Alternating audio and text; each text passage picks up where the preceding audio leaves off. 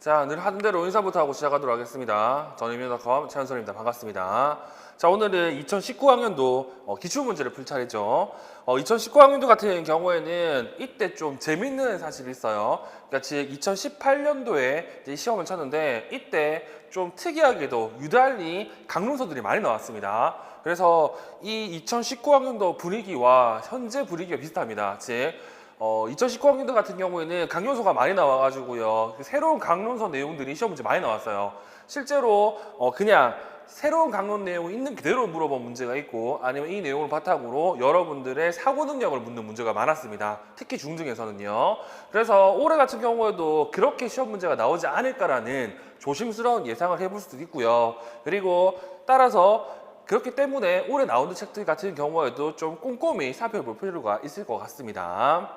그래서 오늘 수업 같은 경우에는 답보다는 어떤 식으로 문제를 접근해야 되는지 그 관점에 대해서 조금 더 말씀을 드릴게요.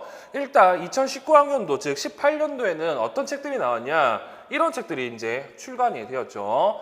자, 시각장애 학생 교육의 이론과 실제, 지금 보고 있는 이 표지 같은 경우는 학지사에서 나온 표지고요. 전판이 이제 2018년도에 나왔습니다. 그리고 이 내용이 초등 문제, 시험 문제 언급이 돼 있죠.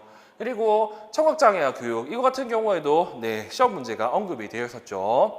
자, 그리고 자폐성 장애 교육, 얘도 시험 문제가 언급이 되어 있습니다. 그리고 얘 같은 경우에도 초등에 이제 관련된 내용이 직접적으로 이렇게 언급이 돼 있던 내용이고요. 그리고 중도장애 학생 교육의 이해 같은 경우에도 관련된 내용이 우리 시험에 언급이 되었습니다. 그래서 이때 같은 경우는 새로운 나온 책 위주로 초등과 중등 같은 경우는 시험 문제가 꽤 많이 나왔다는 사실을 기억하시면 될 것 같아요.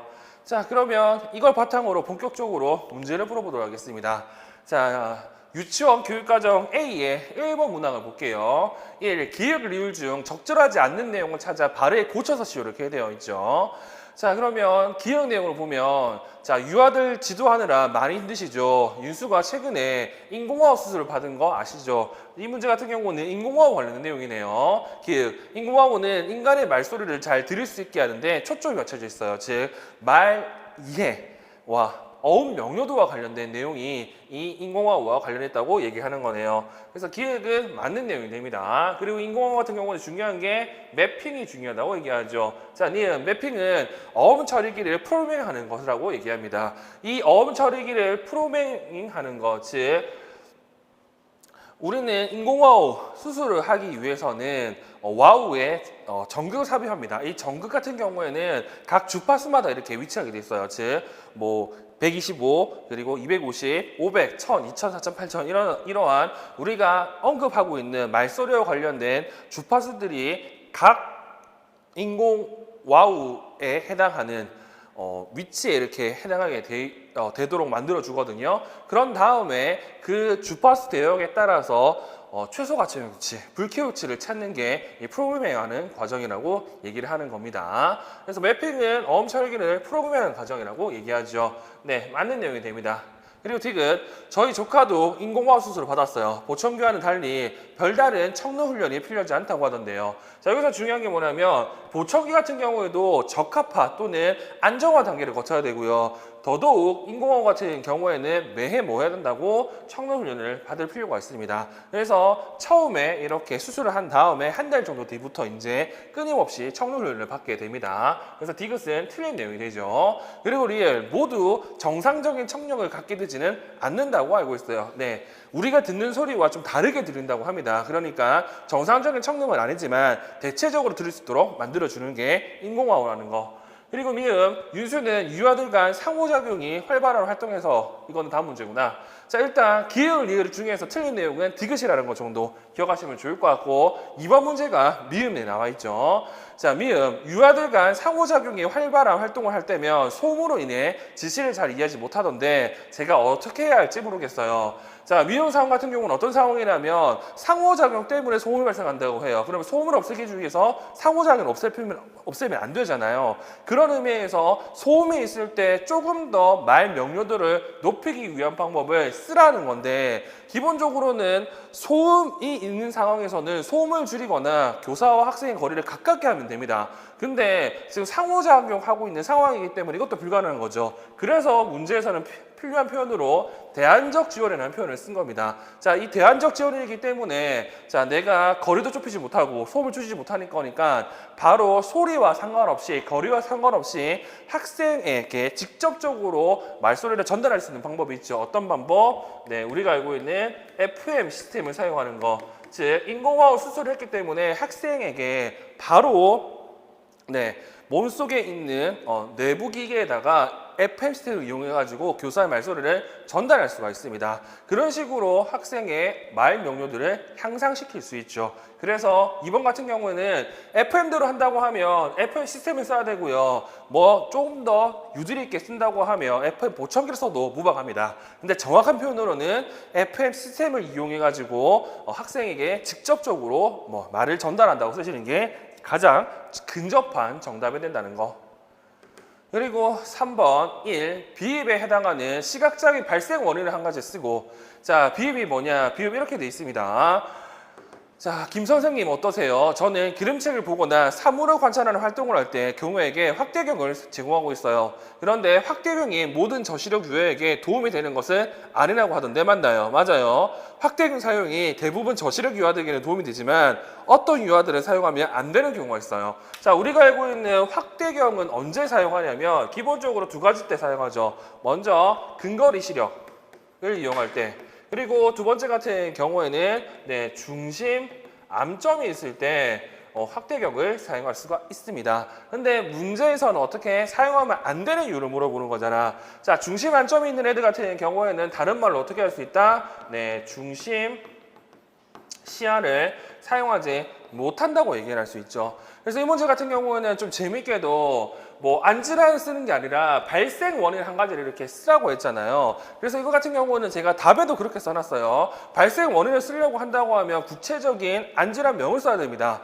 근데 구체적인 안질환 명 같은 경우에는 엄청 많잖아. 그렇게 된다고 하면 이 서답형에서 채점하기 어렵기 때문에 저는 개인적으로 포커싱을 좀 잘못됐다고 생각해요. 근데 그럼에도 불구하고 일단 중심 안점에 문제가 있는, 즉 중심 시야를 사용하지 못하는 학생에게 확대경 사용을 줬습니다. 그러면 확대경 사용하면 안 되는 애들 같은 경우는 이거와 반대로 쓰면 되잖아. 어떻게? 주변 시야 손상이 있는 애들 같은 경우에는 네, 확대경 쓰면 안 되죠. 그래서 주변 시야 손상과 관련된 구체적 내용들을 제가 답에 썼고요. 그 내용들이 뭐 녹내장이라든지 망막사선 변성 이렇게 이제 써놨죠. 그리고 이런 애들에게 확대경 쓰면 안 되는 이유 같은 경우에는 즉 지금 중심 시야는 좋고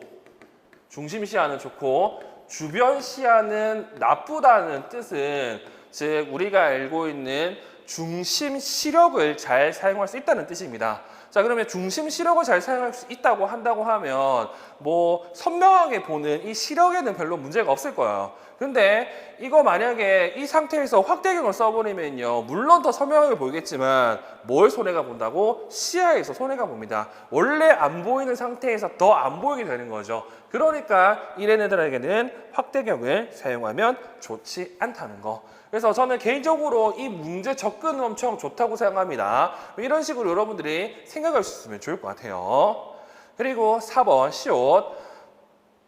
그래요. 저는 모두 도움이 되는 것으로 알고 있는데 아니군요. 그런데 경우가 손잡이의 확대경을 사용할 때 손이 흔들려서 많이 힘들어해요. 우리가 알고 있는 손잡이 확대경 같은 경우는 제일 중요한 게 초점거리를 확보하는 게 제일 중요하잖아요. 근데 어린애들이나 상체 기능이 있거나 그리고 나이가 많은 사람들 같은 경우는 이렇게 초점거리를 유지하기 힘듭니다. 이때 사용할 수 있는, 대안적으로 사용할 수 있는 확대경 종류는 스탠드 확대경이 있죠. 스탠드 확대경 같은 경우는 지금 얘기한 것처럼 어떤 장점이 있냐면 스탠드에 확대경이 고정되어 있기 때문에 초점거리 유지하는데 엄청 좋습니다. 그래서 이런 내용으로 여러분들이 관련된 확대경 종류들의 관계들을 좀 기억하시면 좋을 것 같은 생각이 들어요. 다음 2번 문제를 좀 보도록 하겠습니다. 자, 2번 문제 같은 경우에는 대부분 문제가 뭐 유아 교육학 내용이고요.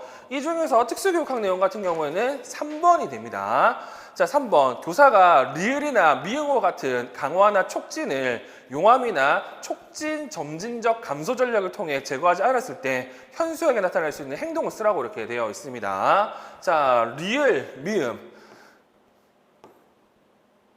자, 리을 같은 경우에는 여기 칭찬이라 되어 있고요. 미음 같은 경우는 촉진이라고 되어 있죠. 자, 이 칭찬과 촉진 같은 경우에는 뭐 우리가 알고 있는 장점이 있잖아요. 예를 들어서 칭찬 같은 경우에는 특정한 행동을 습득할 때 그리고 이거 행동의 발생 빈도를 높일 수가 있는 거고요.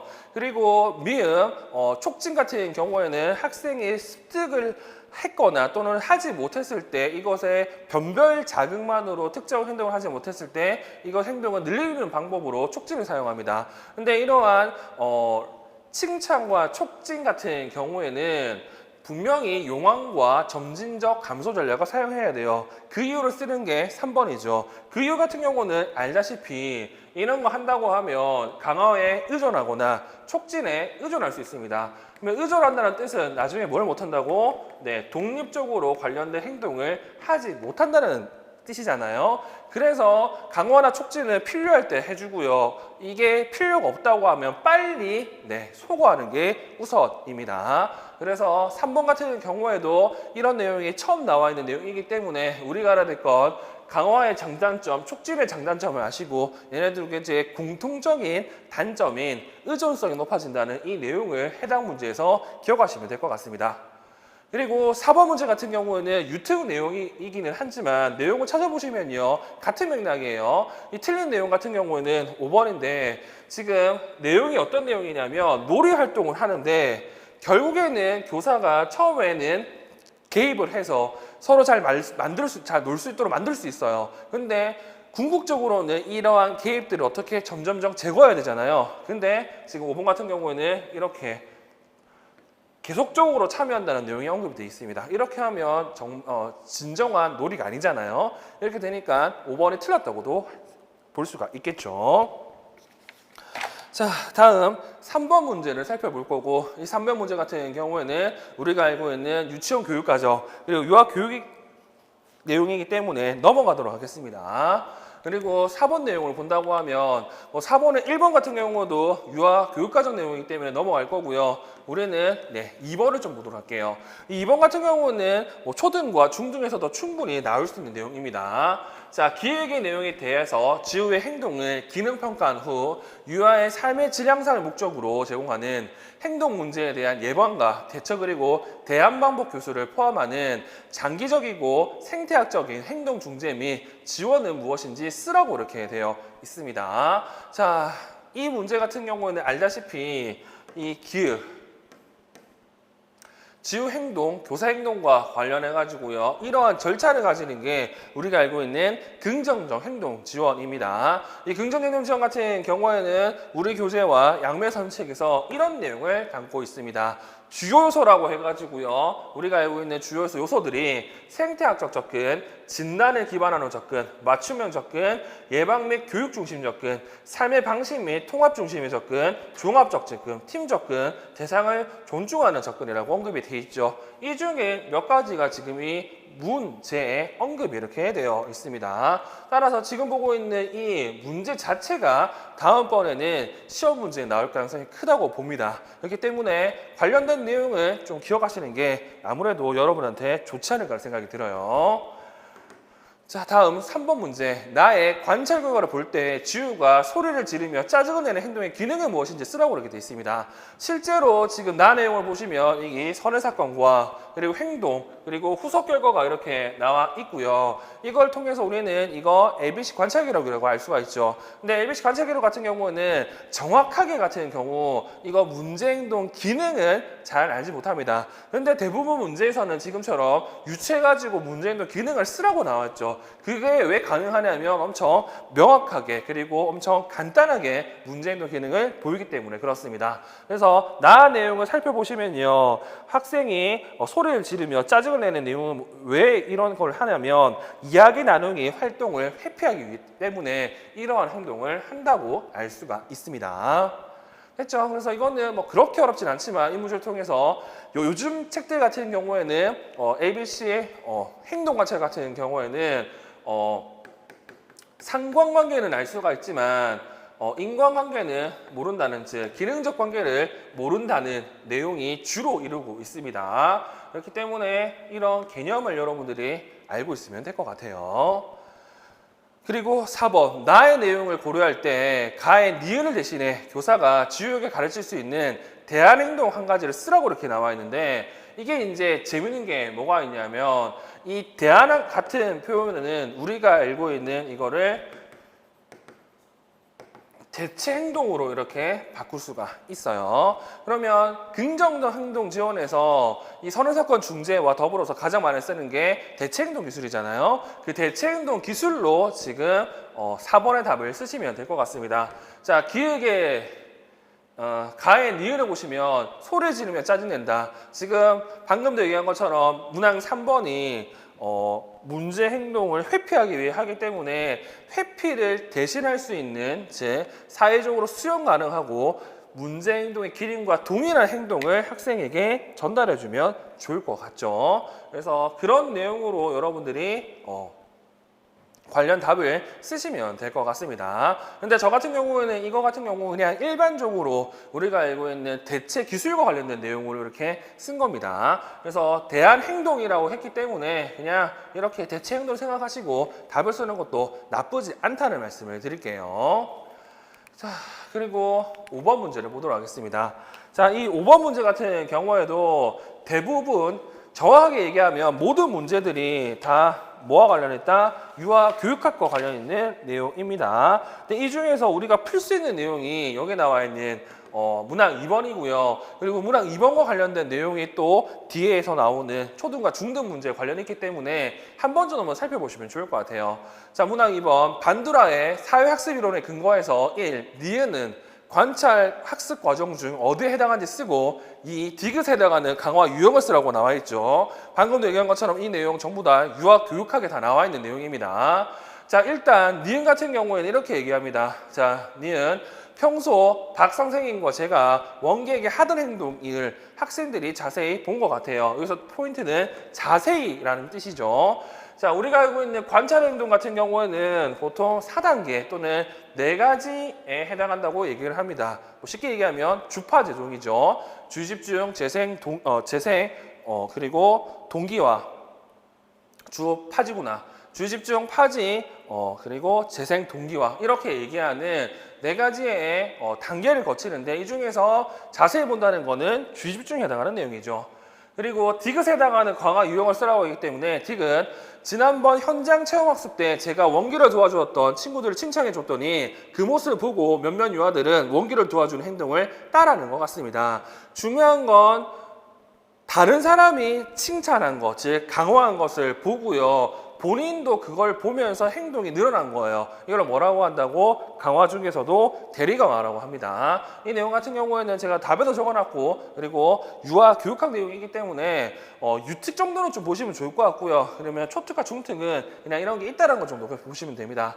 그리고 마찬가지로 3번 같은 경우에도 이 내용이 체계적 둔관법, 실제상황 둔관법 같은 경우에도 유특에 다 언급되어 있는 내용이거든요. 정확하게는 유아교육에 언급되어 있는 내용입니다. 그래서 여러분들이 정서행동을 배울 때 이 체계적 둔관법과 실제상황 둔관법의 차이점을 봤잖아요. 그 차이점 정도는 기억하시고, 체계적 둔관법 같은 경우는 상상하면서, 실제상황 같은 경우는 실제 학생이 두려움을 느끼는 자극을 이용해서 이러한 이완 훈련을 통해서 자극을 둔감화시키는 방법들을 얘기한다는 것 정도만 이 문제를 통해서 기억하시면 될 것 같습니다. 실제 내용 같은 경우에는 유아교육학에 언급되어 있는 내용 중에 하나예요. 자, 그리고 6번 문제를 좀 보도록 하겠습니다. 자, 6번 문제 같은 경우에도 대부분은 유아교육학과 유아교육과정 내용인데, 우리가 확인할 내용은 3번 내용입니다. 자, 문항 3번, 니은에 적용된 교수 전략이 무엇인지 쓰라고 이렇게 되어 있죠. 자, 니은 이렇게 되어 있죠. 리본 막대, 비가 빠르다가 점점 느리게 내리는 모습을 리본 막대로 표현해 보자라고 말한 후 진우가 스스로 표현할 때까지 5초 동안 기다린다, 이렇게 돼 있죠. 자, 이 같은 경우에도 뭐 우리가 알고 있는 그 긍정 행동 지원 ABAB 용어 같은 경우는 시간 지원법입니다. 근데 유특에서는 저런 걸 뭐라고 한다? 네, 반응 기다리기라고 하거든요. 일단 제가 말씀드린 것처럼 유특 같은 경우에는 카테고리를 좀 잘 알아야 되고요. 일반적인 그냥 교수 전략으로 물어봤기 때문에 시간 지원보다는 반응 기다리기를 쓰시는 게 유특 측면에서는 조금 더 맞는 답이 된다는 사실을 여러분들이 기억하시면 될 것 같습니다. 자, 그리고 7번 문제를 볼게요. 이 7번 문제 같은 경우에도 뭐 어떻게 본다고 하면 유아교육학, 그리고 어떻게 본다고 하면 특수교육학, 의사소통을 문제를 풀 수가 있고요. 근데 재밌는 건 3번 내용이 고은선생님 책에 나왔기 때문에 이 문제 같은 경우는 고은선생님 책으로 문제를 낸 것 같습니다. 자, 문항 1번. 기읍과 니은은 언어 발달 과정에서 나타나는 특징 중 무엇에 해당하는지 각각쓰라고 하죠. 보통 여기서 나오는 언어 발달 과정이라는 것은 특징적으로 얘기할 수 있는 게 이어문식이기 때문에 그 이어문식과 관련된 내용이 주로 시험 문제 나온다고 말씀을 드렸죠. 자, 기읍. 교실 어항에 공기 펌프에서 나오는 공기 방울을 가리키며 콜라라고 말했다. 영희 어머니와 통화를 하다가 그 이유를 알게 되었다. 며칠 전 집에서 컵에 따라오는 콜라 기포를 본 후에 공기 방울을 보면 콜라라고 한다는 것이다. 자, 이거 우리가 알고 있는 이어문식의 특징 중에서 어디에 해당한다? 네, 과잉 확대에 해당하는 걸 볼 수가 있습니다. 자, 원래라면 콜라 같은 경우에는 검은색에 달고 이렇게 기포가 있는 거 콜라라고 하는데 그 중에서 기포만 보고 콜라만 하는 거죠. 근데 이거를 어떻게 본인이 처음 보는 또는 본인이 관심 없던 거에 보니까 이 공기방울이 올라오니까 이 공기방울 보고 이거를 뭐라고 한다? 교실 어항에 있는 전체를 콜라라고 하는, 내가 알고 있는 일부를 이용해서 전체를 설명하는 과잉 확대 현상이 나타난다고 얘기하는 거죠. 그리고 니은 놀이터를 가고 싶을 때는 선생님 놀이터가 과자를 좋아한다는 표현을 해 나 과자 좋아라고 말을 한다. 자, 여기 보시면 아시겠지만 뭐가 없다고요? 조사가 없죠. 조사가 없이 이렇게 단어들로만 나열한 걸 전보식 문장이라고 합니다. 이게 이어문식의 특징이고요. 우리 시험 같은 경우는 지금 얘기했던 과잉 확대와 전보식 문장이 주로 나오고 추가적으로 과잉 일반화 이 세 가지가 이어문식의 특징으로 가장 많이 언급되는 내용 중 하나입니다. 자, 다음 이 디귿이 의미하는 언어 교육 방법이 무엇인지 쓰라고 이렇게 되어 있죠. 자, 여기 보시면 인교의 언어 습득에 도움을 주고자 이야기나 동화 등과 같이 의미 있는 맥락에서 문자를 경험하면서 직접적으로 읽기 하위 기술에 대한 지도를 병행하는 방법을 정해 보았다. 이 내용 같은 경우는 유아 교육학에도 있고요. 그리고 특수교육학, 의사소통과 관련된 고은 선생님 책에도 이 내용이 나와 있습니다. 뭐 문자 지도 전략 또는 언어 교육 방법으로 해가지고 고은 선생님 책 같은 경우는 총 4가지 내용이 나오는데 그 중에서 대표적으로 이제 언급되는 게 총체적 교수법, 그리고 우리가 알고 있는 음원 분석 쪽 방법이 이렇게 있죠. 근데 지금 디귿 내용을 본다고 하니까 이야기나 동화 같은 의미 있는 맥락이 나오고 이 맥락은 총체적 교수법을 얘기하는 거고요. 그 뒤에 보면 이러한 걸 하고 직접적으로 읽기 하위 기술을 가르치는, 즉 음원 분석적 방법을 동시에 가르치는 방법을 쓴 거죠. 이 방법 같은 경우는 뭐 책에 따라서는 균형적 접근법, 책에 따라서는 절충식 교수법이라고 얘기를 합니다. 그래서 이 관련 내용 같은 경우에도 고은 책에 나와 있는 내용이기 때문에 여러분들이 꼭 기억해 주시면 좋을 것 같고요. 방금 얘기했던 총체적 교수법, 그리고 음원 분석 접근법 이외에도 이제 그런 것들이 나오죠. 언어 경어 접근법 이런 것들이 나오거든요. 이런 내용들을 여러분들이 확인하시면 될 것 같습니다. 자, 그리고 3번 문항. 자, 리을 내용을 고려할 때 교사가 종호에게 질문 시 유의할 점 2가지 쓰라고 하는데 솔직히 이 문제 같은 경우는 저는 틀리라고 하는 문제 같습니다. 왜냐하면 고은 선생님 책에서도 딱 한 줄 있는 내용이거든요.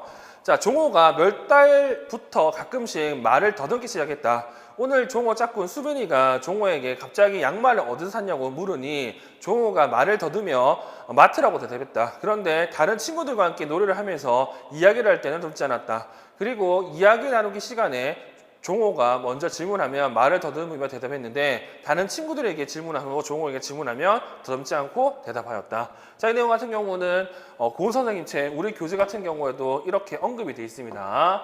자, 말 더듬과 관련된 교사 교육을 본다고 하면 이런 내용이 나와요.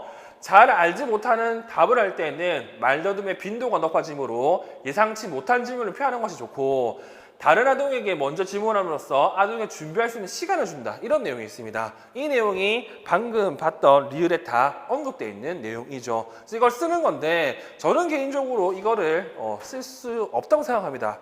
왜냐하면 너무 단편적인 내용이기 때문에. 그래서 여러분들은 이런 내용이 또 나올 것 같으니 이 교사교육과 관련된 내용을 보시고요. 이 중에서 제가 늘 얘기하는 내용이 있잖아요. 이 말더듬이라는 용어를 사용하지 않는다. 이 내용과 그리고 여기 편안하고 수용적인 학급 분위기를 조성한다. 그리고 교사는 말의 속도를 늦추고 아동의 발화가 끝난 후 바로 대답하지 말고 시간 간격을 둔 후에 반응한다는 이런 내용들의 관련 문제에서 좀 확인하시면 좋을 것 같습니다. 그래서 이 교사 교육 같은 경우에도 유튜브 문제에 언급이 됐다는 사실을 기억하시고 관련된 내용도 여러분들이 살펴보시면 좋을 것 같네요.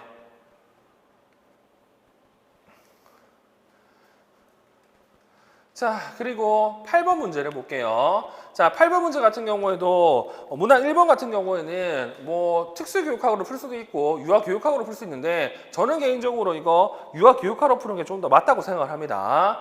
자, 그래서 답은 제가 써놨고요. 답을 확인해 보시면 되고 우리는 문항 2번을 볼게요. 자, 디귿과 리을은 AAC의 4가지 구성요소 중 무엇에 해당하는지 각각 쓰라고 얘기하죠. 자, 우리가 알고 있는 AAC 구성요소 같은 경우에는 뭐 상징, 그리고 기법, 그리고 뭐 도구, 그리고 전략 이 4가지가 있는데 이 4가지 중에서 디귿 어머니께서 승우가 의사를 표현할 수 있을 거라는 기대를 가지고 기회를 제공해서 의사를 표현하는 동안 충분히 기다려주는 것이 필요해요. 자, 기다려준다는 게 뭐다? 학생의 AAC를 효율적으로 사용할 수 있는 방법 중에 하나잖아요. 이 같은 경우 전략이라고 얘기할 수 있고, 그리고 리얼 간단한 몸짓이나 표정 그림 이 같은 경우에는 상징이라고 얘기할 수 있겠죠. 그래서 우리는 AAC 4가지 구성 요소를 기억하시고 이런 형태로 시험 문제가 많이 나온다는 사실을 기억하시면 될 것 같습니다. 자, 다음 3번. 다음은 미음을 위해 계획한 촉구 전략 체계 절차이다. 어떤 촉구 전략인지 용어를 쓰라고 이렇게 나와 있죠. 자, 여기서 중요한 건 유특 같은 경우에는 촉구 전략이라는 용어를 씁니다. 근데 이게 알고 보면 뭐와 똑같다고? 용왕과 똑같다고 말씀을 드렸죠. 자, 그러면 미음이 뭐냐? 간식 시간마다 승우가 먼저 간식을 달라는 의미로 손을 내미는 행동을 정해서 자신의 의도를 표현할 수 있도록 하는 것이다. 자, 저렇게 손 내밀어서 하는 걸 알려주기 위해서 이렇게 한다고 합니다. 예, 승우에게 간식을 보여주고 3초 기다린다. 정반응이 없으면 승우에게 해주세요, 해봐라고 말한다. 또 정반응이 없으면 승우에게 주세요, 해봐라고 말하면서 간식을 달라고 손을 내미는 시범을 보인다. 또다시 정반응이 없으면 승우에게 주세요로 해봐라고 말하면서 승우를 손을 잡아만 내밀게 하였다. 자, 여기 보시면 첫 번째 시간을 이렇게 기다려줍니다. 그리고 이게 안 되니까 어떻게 한다고 말을 해보는 거죠. 그리고 이것도 안 되니까 시범을 보여주는 거고요. 이것도 안 되니까 손을 잡는 겁니다. 자, 우리가 알고 있는 촉진의 형태와 강도가 점점 어떻게 세지는 거잖아요. 이걸 뭐라고 한다고? 최소, 최대 촉진 또는 최소 촉진 체계라고 이렇게 얘기를 합니다. 그래서 이런 게 지금 시험 문제에 종종 나오는 형태라는 것 정도 여러분들이 기억하시면 될 것 같네요. 자, 다음 유치원 교육과정 B 내용을 좀 보도록 할게요. 자, B 내용 같은 경우에는 가족 지원 문제가 언급이 되어 있습니다. 자, 1번 1. 기읍과 디귿은 자녀 부모의 일반적 장애 수용 단계 중 어느 단계에 해당하는지 그 명칭을 각각 쓰고 2. 기읍과 디귿 단계에서 교사가 부모에게 어떤 지원을 할 수 있는지 각각 한 가지 쓰시오 이렇게 돼 있죠. 이전 문제까지만 하더라도 대부분 뭐만 물어봤냐면 여기 나와 있는 단계를 물어봤습니다. 근데 지금 이 문제 같은 경우는 그 단계와 관련된 지원 전략을 이렇게 물어봤죠. 그래서 이 내용 같은 경우도 우리 교재 내용을 보시면 이런 내용이 언급이 되어 있습니다. 부모의 심리적 단계 및 특성이라고 해서 충격, 불신, 부정, 그리고 분노, 그리고 타협, 우울과 좌절, 수용 단계가 있고요. 그에 대한 교사 지원이 있죠. 뭐 알다시피 이 교사 지원 같은 경우는 조금 애매한 측면이 있지만 여기서 제일 중요한 게 뭐라면 모든 단계에 대한 교사 지원에 적극적인 경청이 있거든요. 그 적극적 경청을 이 문제를 통해서 여러분들이 좀 기억하시면 좋을 것 같고 이 기읍과 디귿에 들어갈 내용 같은 경우에는 예전에는 잘 언급되지 않았던 내용입니다. 일단 기읍, 저희도 그러지 말아야 한다는 것을 알면서도 윤수의 나이가 대소변을 가릴 때가 한참 지났는데도 가리지 못하니 받아들이기가 힘드네요. 자, 어떻게 한다고요? 이거 같은 경우에는 원래 이렇게 해야 되는데 못하니까 우울과 좌절 단계에 있다고 얘기할 수 있는 거고요. 그리고 교사와 상담을 통해서 지금 디귿 단계 같은 경우 그래야겠어요. 이제 좀 앞이 보이네요. 윤수를 있는 그대로 이해하게 되어서 마음이 한결 편해졌어요. 다음에는 윤수 아빠와 함께 와서 상담을 받아도 될까요? 이거 같은 경우에는 네, 우울과 좌절 단계 다음에 나오는 수용 단계라고 보시면 될 것 같습니다. 그래서 이러한 내용들이 시험 문제에 나와 있고 이와 관련된 각각의 지원을 쓰면 되는 거고요. 방금 봤던 내용을 기반으로 본다고 하면 뭐 기획 같은 경우 우울과 좌절 단계는 뭐 부모 자원 그룹과 같은 자원을 제한한다거나 그리고 수용 단계 같은 경우는 가족 영향을 강화할 수 있는 지원을 한다거나 이런 내용들을 써주시면 정답이 됩니다. 그래서 이 내용들 같은 경우도 유특에서 많이 나오는 내용이죠. 그리고 이번 문제 같은 경우는 유아 교육학 내용이기 때문에 넘어가도록 할게요. 그리고 바로 문항 2번을 좀 보도록 하겠습니다. 자, 문항 2번에 문항 1번, 2번에 문항 1번은 이렇게 돼 있죠. 기억의 의미를 쓰라고 합니다. 기억, 선택적 주의력이라고 되어 있죠. 우리가 알고 있는 ADHD 같은 경우에는 주의력에 당연히 문제가 있을 거고요. 이러한 주의력 같은 경우에는 뭐 크게 선택적 주의 집중, 그리고 두 번째는 주의의 유지가 있을 겁니다. 그 중에서 선택적 주의 집중을 쓰라는 게 1번 문항이네요. 자, 선택적 주의 집중 같은 경우는 필요한 것에는 집중을 하고 그렇지 않는 필요 없는 것을 소거하는 것이 선택적 주의 집중입니다. 그래서 당연히 우리는 이 문제를 통해서 못 알아낸다고 네, 주의의 유지 내용도 네, 여러분들이 기억해 두실 필요가 있겠죠. 주의의 유지. 그리고 선택적 주의 집중과 주의 유지와 관련된 중재 방법도 해당 문제를 통해서 기억하시면 좋을 것 같습니다. 다음 2번. 자, 니은의 행동 중재 전략을 쓰고 디귿에다가는 강화제 유형을 쓰라고 하죠. 자, 니은이 뭐냐? 자기 자리에 앉기라는 목표 행동을 정하고 책상 근처로 가기, 책상에 가기, 의자 꺼내기, 의자에 앉기, 의자에 앉아서 의자를 당기기로 행동을 세분화합니다. 이때 단계별로 목표 행동을 성취했을 때마다 강화를 주는데 라는 표현이 있죠. 자, 지금 이 니은 같은 경우에는 늘 문제가 되는 내용이 뭐냐면 이 내용이 연세냐 그리고 이 내용이 형성이냐 가지고 엄청 말이 많습니다. 근데 제가 누누이 말씀드리지만 연세 같은 경우에는 특정한 단계를 가르치는 거고요. 형성 같은 경우에는 표적 행동의 뭐 형태라든지 질이라든지 그리고 양, 시간들을 늘리는 방법이라고 말씀드렸죠. 그리고 행동 연세 같은 경우는 꼭 들어갈 표현이 하나가 있습니다. 뭐 과제 문서. 근데 지금 니은 내용이 어떤 내용이 들어가죠? 행동을 세분화한다. 이 과제 문서와 관련된 개념이 들어가 있잖아요. 그렇기 때문에 니은 같은 경우는 형성이 아니라 연세가 되고요. 이거 두 개를 구분하기 힘든 사람들 같은 경우는 특정한 내용을 보고 이 특정한 내용에서 이렇게 뭐 단계라든지 소위 말해서 유형이 나오잖아요. 이 중에서 하나를 뺐을 때 그 행동을 할 수가 있는지 없는지를 판단하시면 됩니다. 예를 들어서 자리에 앉기라는 행동 목표를 정했다고 하면 여기서 의자에 앉아서 의자를 당기기를 하지 않는다고 하면 자리에 앉기를 제대로 하지 않는 거잖아요. 이렇게 본다고 하면 모든 단계를 다 거쳐야 하는 연세가 맞고요. 그리고 뭐 이 단계 중에서 뺐는데도 불구하고 특정한 단계를 할 수 있다고 하면 이거는 형성이 맞습니다. 그래서 기억할 건 연세는 단계를 지도하는 거, 그리고 형성은 질, 시간, 강도, 형태들을 바꾸는 거라고 기억하시면 됩니다.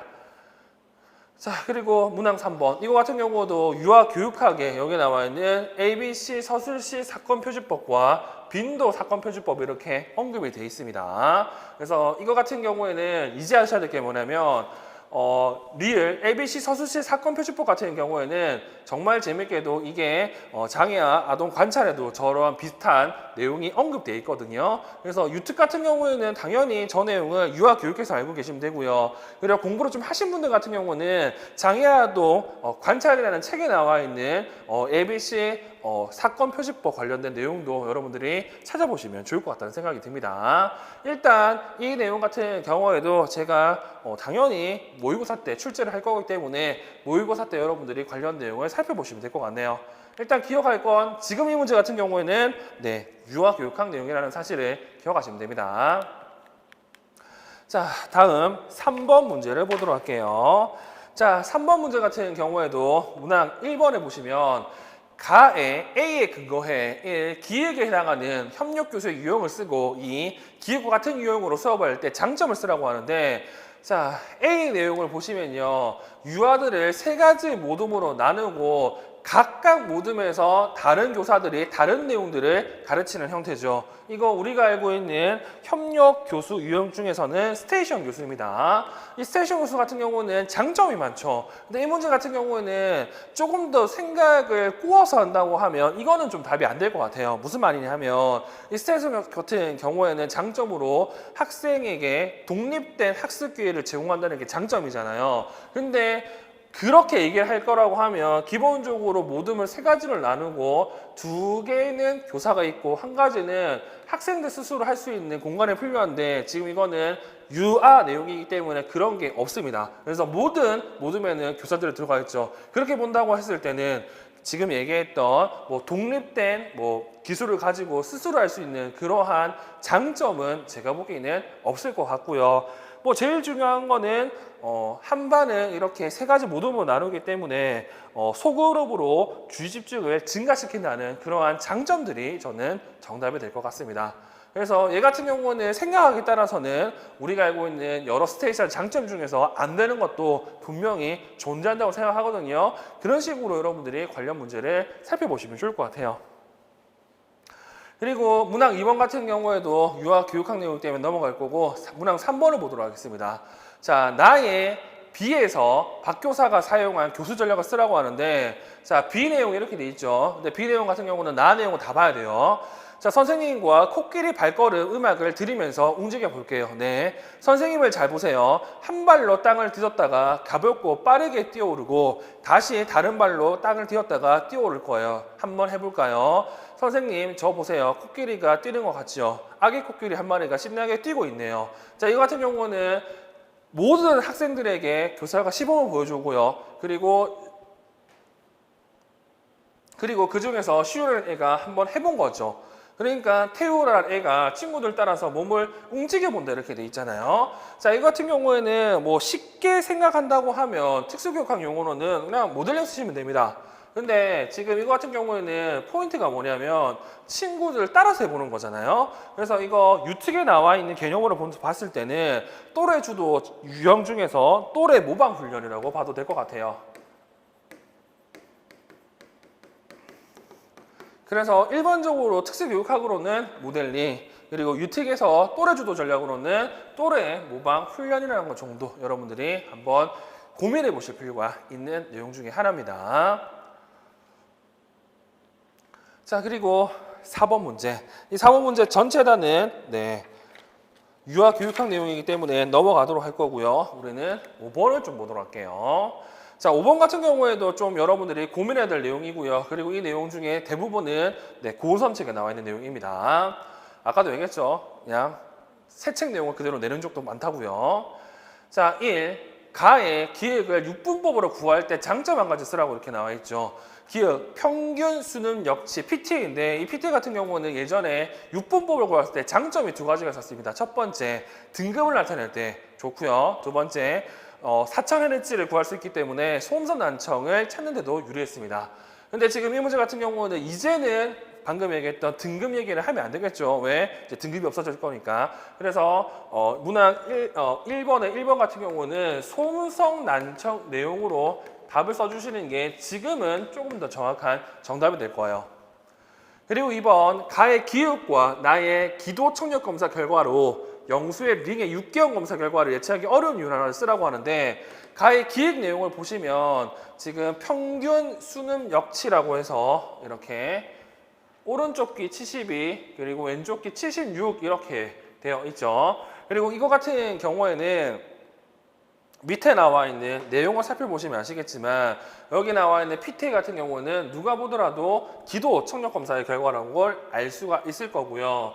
그리고 나의 기도 청력 검사의 결과를 보니까 기도는 이렇게 돼 있고 그리고 골도는 이렇게 돼 있습니다.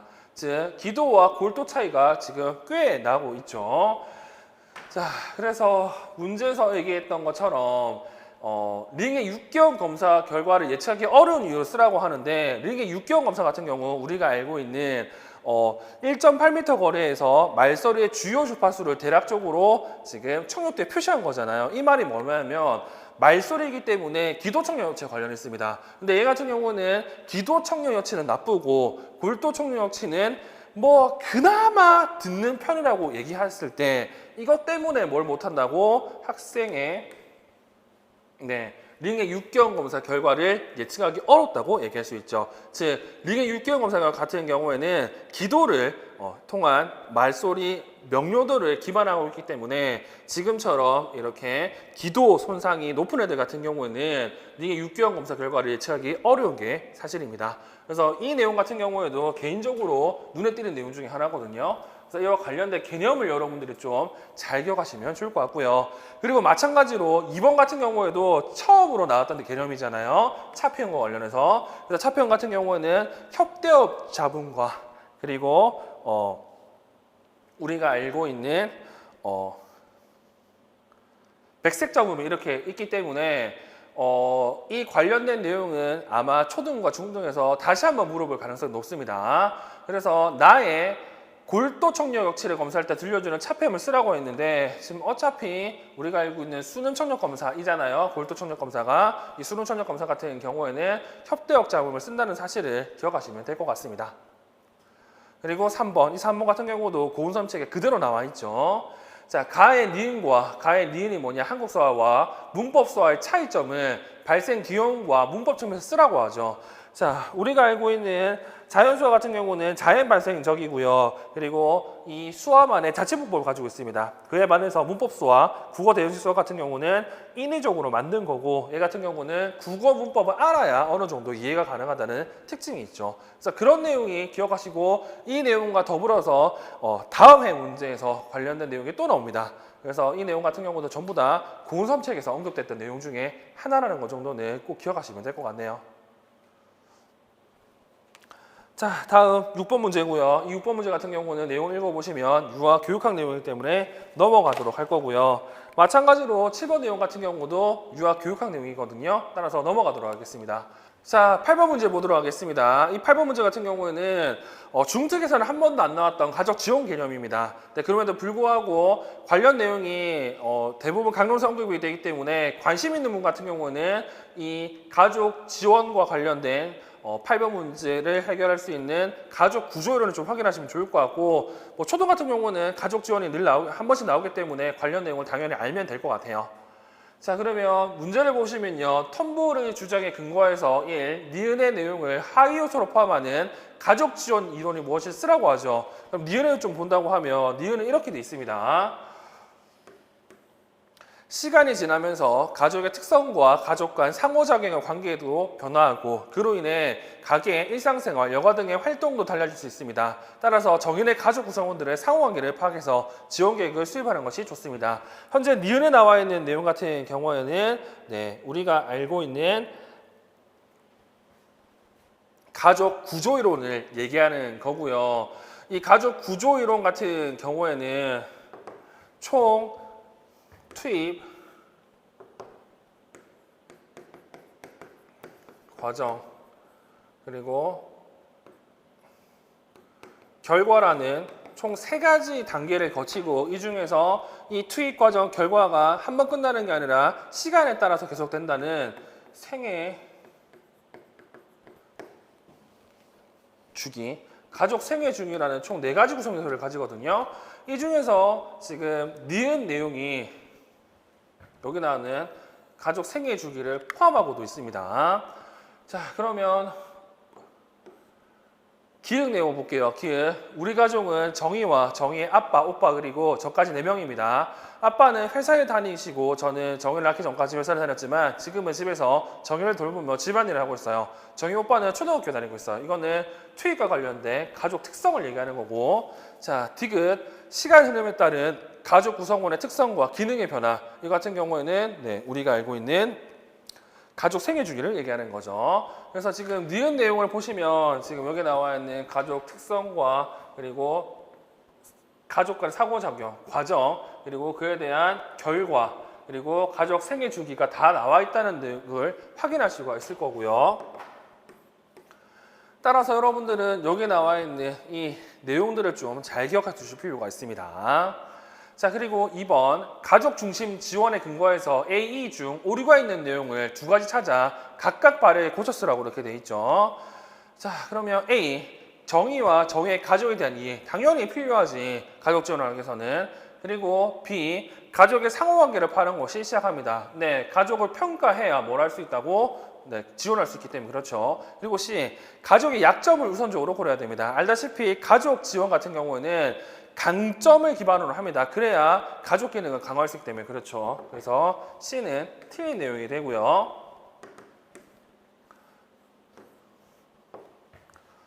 그리고 D 가족 지원을 위한 프로그램 계획이나 의사결정 과정에서 가정에게 우선권을 줘야 됩니다. 네, 요즘에는 가족 중심 계획, 프로그램이 있기 때문에 가족에게 우선권을 줘야 되고, 그리고 이 가족의 의견을 참고해서 저와 선생님들이 최종적으로 결정하면 됩니다. 알다시피 요즘에는 가족이 결정하게 돼 있습니다.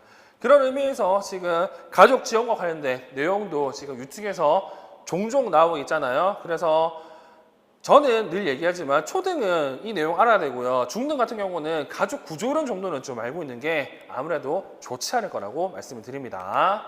됐죠? 이렇게 해서 우리는 19년 유치원 교육과정 AB를 봤고요. 좀 쉬었다가 초등 교육과정 AB를 보도록 하겠습니다.